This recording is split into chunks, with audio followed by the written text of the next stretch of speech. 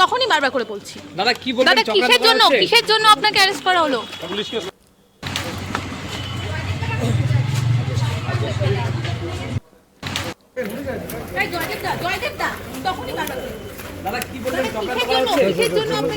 কোচবিহারে ফের গ্রেপ্তার এক তৃণমূল কংগ্রেসের ব্লক সভাপতি। এবারে গ্রেপ্তার হলেন কোচবিহার 1 নম্বর ব্লকের তৃণমূল কংগ্রেসের সভাপতি আব্দুল কাদের হক।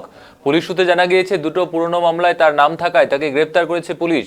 পুলিশ সূত্রে জানা গিয়েছে এপ্রিল মাসে 10 তারিখ এবং 13 তারিখ দুটি পুরনো মামলায় তাকে গ্রেপ্তার করা হয়।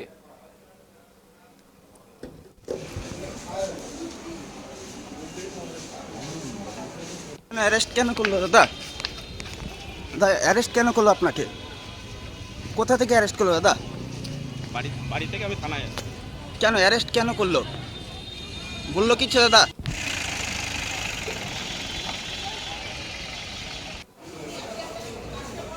দাদা অ্যারেস্ট করেনি তো, আমি নিজেই থানায় আসছি। এই যে আদালতে নিয়ে যাচ্ছে কেন? পুলিশ প্রশাসনকে সহযোগিতা করা সবারই দায়িত্ব, কর্তব্য। কোন মামলায় অ্যারেস্ট করলো বলেনি দাদা? চলো চলো চলো চলো চলো চলো চলো